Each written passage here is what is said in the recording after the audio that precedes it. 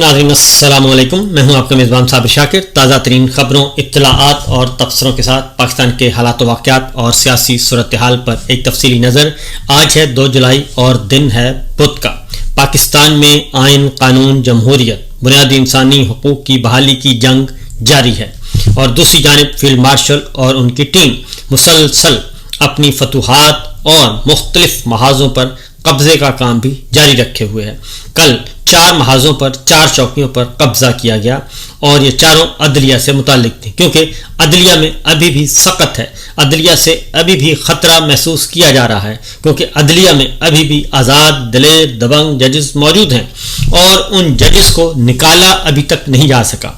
ان سے استعفے طلب کیے گئے، بہت سو نے استعفے نہیں دیے، اور بہت سو کو کی تضحیق کی گئی، بے توقیری کی گئی، لیکن وہ ابھی تک میدان میں موجود ہیں، اور ان تمام ججز کو داد دینی چاہیے، سیلوٹ کرنا چاہیے کہ وہ آئین، قانون اور جمہوریت کی جنگ لڑ رہے ہیں، اپنی جان، مال، آبرو کو رسک پر ڈالتے ہوئے۔ اس لیے کل 4 فتوحات حاصل کی گئیں۔ جسٹس سرفراز ڈوگر اسلام آباد، جسٹس جنید غفار سندھ، جسٹس عتیق پشاور، جسٹس روزی بلوچستان ہائی کورٹ کے چیف جسٹس مقرر کیے گئے۔ لاہور ہائی کورٹ پہلے ہی ان کے قبضہ قدرت میں ہے، تو یہ 4 ہائی کورٹس پر بھی کل مکمل طور پر کنٹرول حاصل کر لیا گیا، اور یہ سب کچھ ایک ایسے جوڈیشل کمیشن کے ذریعے کیا گیا جو 26ویں غیر آئینی ترمیم کے نتیجے میں مارز وجود میں آیا ہے، جس کی اپنی حیثیت بہت ہی مشکوک ہے، اور ابھی 26ویں غیر آئینی ترمیم کا فیصلہ ہونا باقی ہے۔ 5 آنریبل ججز جو ہیں وہ مقدمہ لڑ رہے ہیں آئین اور قانون کی بالادستی کا، جس میں جسٹس محسن اختر قیانی ہیں، جسٹس جہانگیری ہیں، جسٹس بابر ستار صاحب ہیں، جسٹس سمن رفعت امتیاز ہیں، اور جسٹس سردار اعجاز اسحاق ہیں۔ وہ سینیورٹی کا مقدمہ لڑ رہے ہیں، وہ آئین اور قانون کی بالادستی کا مقدمہ لڑ رہے ہیں، لیکن کیونکہ ان کا قصور یہ ہے کہ جسٹس محسن اختر قیانی نے چیف جسٹس بننا تھا، لیکن ان کا قصور یہ ہے کہ انہوں نے اسٹیبلشمنٹ کے جعلی رجیم کے احکامات ماننے سے انکار کیا، اور پھر ان 6 آنریبل ججز نے خط لکھا، جن میں سے ایک جج جو ہیں وہ ان کا ساتھ چھوڑ چکے ہیں، وہ ہیں جسٹس ارباب طاہر صاحب۔ 5 ججز جو ہیں وہ اپنی بات پر قائم ہیں، ڈٹے ہوئے ہیں، اور ان کو سیلوٹ کرنا چاہیے، کیونکہ یہ چاہتے تو یہ بھی برائب ان کو بھی آفر ہوئی تھی، بڑی بڑی رشوتیں، بڑے بڑے مال و دولت ان کو بھی آفر ہوا، اور اس کے بعد دھمکیاں بھی دی گئیں، پھر ان کو بلیک میل بھی کیا گیا، ان کے بیڈ رومز تک ویڈیوز بھی بنائی گئیں، لیکن یہ قائم دائم رہے، اور انہوں نے اپنی عزت، وقار اور ڈگنیٹی پہ سودا نہیں کیا، اپنے ضمیر کو نہیں بیچا۔ اس لیے یہ آج محسن اختر قیانی صاحب جو ہیں وہ چیف جسٹس نہیں ہیں،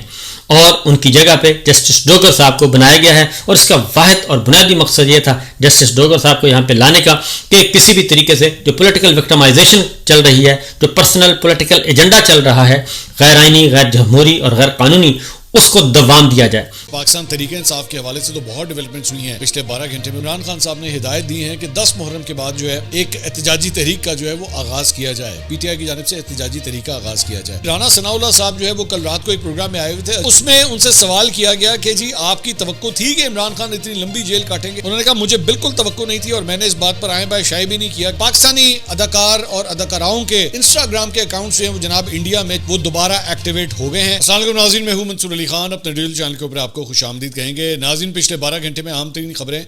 وہ ڈسکس کریں گے۔ پاکستان تحریک انصاف کے حوالے سے تو بہت ڈیولپمنٹس ہوئی ہیں پچھلے 12 گھنٹے میں، اسے بھی ڈسکس کریں گے، اور بھارت کے اندر تبدیلی آنا شروع ہو رہی ہے جناب۔ بھارت کے اندر جو ہے وہ آپ کو یاد ہوگا جب یہ جنگ ہوئی تھی پاکستان اور بھارت کے درمیان، تو بہت سے لوگوں کے اکاؤنٹس جو ہیں وہ بند کر دیے گئے تھے، یوٹیوب کے اوپر بھی، انسٹاگرام کے اوپر بھی، ایکس کے اوپر بھی، جس میں میں آپ کا بھائی بھی شامل ہے، جن کا یوٹیوب چینل اور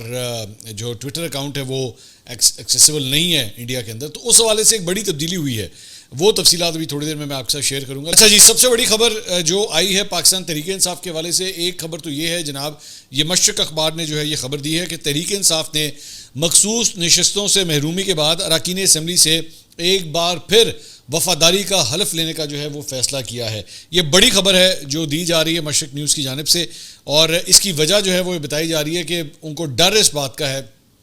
کہ آپ کو یاد ہوگا میں پچھلے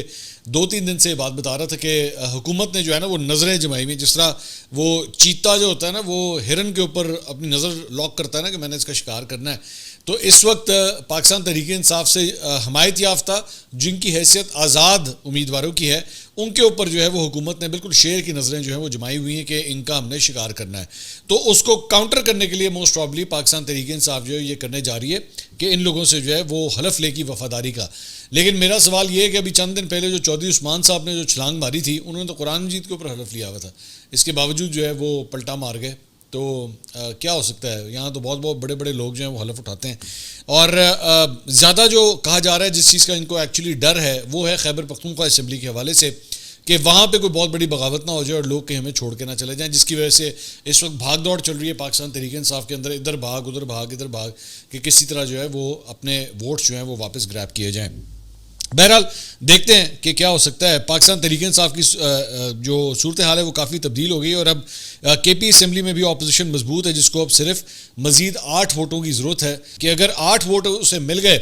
تو اس کے بعد جو ہے وہ حکومت بنانے کی پوزیشن میں بھی آ سکتی ہے. تو اس لیے یہ کافی زیادہ پریشانی ہے. جہاں تک اس کی بات ہے, حکومت بنانے کی بات ہے, تو ابھی 1-2 دن پہلے جو ہے وہ شیخ وقاص اکرم صاحب نے ایک پوری پریس کانفرنس کی تھی. ان کے جو سیکرٹری اطلاعات ہیں انہوں نے کہا تھا کہ جناب مولانا فضل الرحمان جو ہے وہ ہمیں ان کی ضرورت نہیں ہے, لمبے عرصے تک جو ہے وہ کسی کو بھی ان کی کوئی ضرورت نہیں ہے. اور بڑے انہوں نے سخت الفاظ جو ہے مولانا فضل الرحمان کے بارے میں جو ہے استعمال کیے تھے. لیکن کل رات کو یہ خبر آئی کہ جناب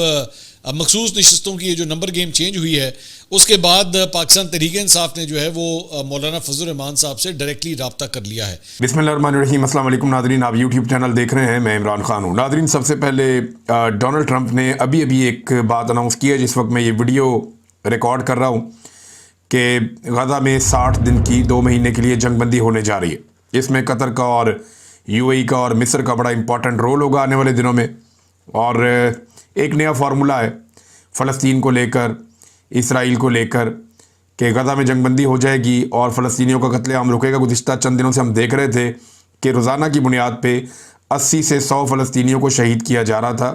جب سے ایران کی اور اسرائیل کی جنگ بندی ہوئی ہے تب سے اب تک. اس پہ ہم بات کریں گے انشاءاللہ, تفصیلات آپ کے سامنے رکھیں گے. لیکن عمران خان صاحب کا ایک سٹیٹمنٹ آیا اور یہ ان کے اپنے ٹویٹر ہینڈل سے شیئر کیا گیا ہے. یہ ان کا مصدقہ بیان ہے, یعنی یہ جو عمران خان صاحب نے ایکچولی کہا یہ میں آپ کے سامنے رکھنے والا ہوں. سابق وزیر اعظم عمران خان صاحب نے کہا کہ جعلی پارلیمنٹ کے ذریعے 26ویں کے بعد 27ویں ترمیم لانے کا تکلف کرنے کی بجائے کھل کر بادشاہت ڈکلیئر کر دینی چاہیے کیونکہ ملک پر اس وقت مکمل طور پر ڈکٹیٹرشپ مسلط ہے. پاکستان کی بنیاد لا الہ الا اللہ ہے. یہ کلمہ انسان کو ہر قسم کی غلامی سے آزادی دیتا ہے. پاکستان کو بڑی قربانیاں دے کر انگریز سے آزاد کروایا گیا تاکہ ایک ایسا ملک بنے جہاں ہر شہری کو شخصی آزادی حاصل ہو, مگر یہاں حالات بالکل برعکس ہیں اور ایک مافیا پوری قوم کو غلامی میں مبتلا رکھنا چاہتا ہے. میں جیل کی کال کوٹری میں رہ لوں گا لیکن غلامی قبول نہیں کروں گا. میرا تمام لوگوں کو پیغام ہے کہ سب کو ایسی غلامی پر قید کو ترجیح دینی چاہیے کیونکہ جب ہم باہر آزاد ہی نہیں ہیں تو پھر ایسی رہائی کا کیا فائدہ. علامہ اقبال کا شاہین اونچا اڑتا ہے, وہ کسی کا غلام بن کر نہیں رہتا. پوری قوم خصوصاً تحریک انصاف کے ورکرز اور سپورٹرز کو پیغام دیتا ہوں کہ عاشورہ کے بعد ملک میں جاری ظلم کے نظام کے خلاف تحریک کا آغاز کریں. میرے لیے اس غلامی کے نظام کو قبول کرنے سے بہتر موت ہے. میری آواز ہر طرح سے دبائی جا رہی ہے تاکہ لوگوں تک میرا پیغام نہ پہنچ سکے اور جبر کے خلاف کوئی کھڑا ہونے والا نہ بچے. لیکن میں آخری سانس تک ظلم کے خلاف ڈٹا رہوں گا اور میرا اپنے رب پر یقین ہے کہ پاکستان سے ظلم کا سایہ جلد ختم ہوگا.